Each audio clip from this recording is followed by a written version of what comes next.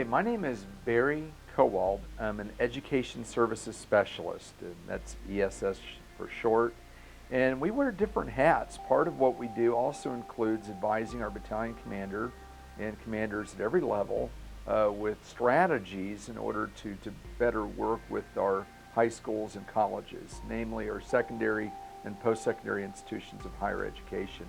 And part of it is understanding what is important to our educators, especially when it comes to education policy, such as the emphasis now on college, career, and military readiness, or now as the Texas Education Agency calls it, college, career, and military prep.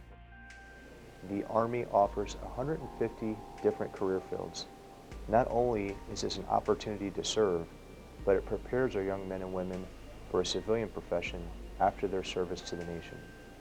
Showcasing this to our educators and community partners exemplifies how the Army not only benefits from our soldiers, but gives back a qualified professional to the community they came from. I'm proud of our men and women in uniform and excited about the opportunity to shape our Army's future today. I urge each of you to talk to your local recruiter about how you can sign up for an educator tour and see firsthand how a career in today's Army benefits us all. It's kind of hoping that rain last night. All right, the main function of the educator tour is to inform educators and other community partners on exactly what the Army is all about.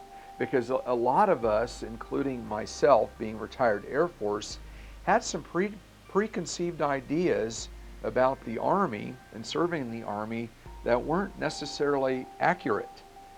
For example, I just assumed that the Army was all about taking a weapon and firing in one particular direction, ostensibly toward the enemy. But as I quickly learned, with over 150 occupations, the vast majority of what the Army has to offer are a lot of STEM-oriented occupations, to include unmanned aerial vehicles, culinary, which we got to see at Fort Lee, and so many other occupations that in many cases mirror the world around us. I wasn't shy about asking questions, for clarification, but what really impressed me more than anything is so many young ladies in leadership positions. And they were the ones that were, teaching us, presenting, showing us what they did. They're actually the ones that are at the forefront of the various departments that we experience. I would encourage any young lady to look at the Army as a career option.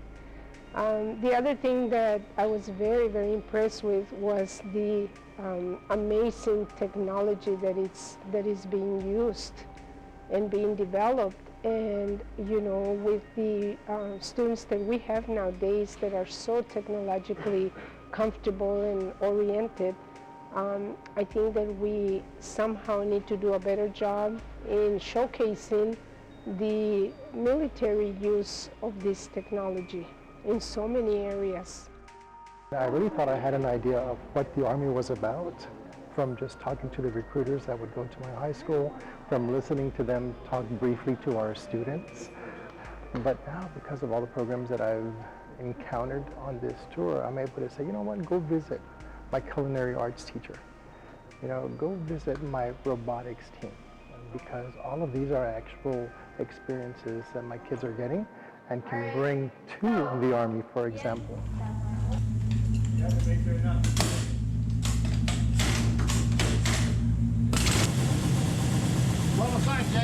Where? 12.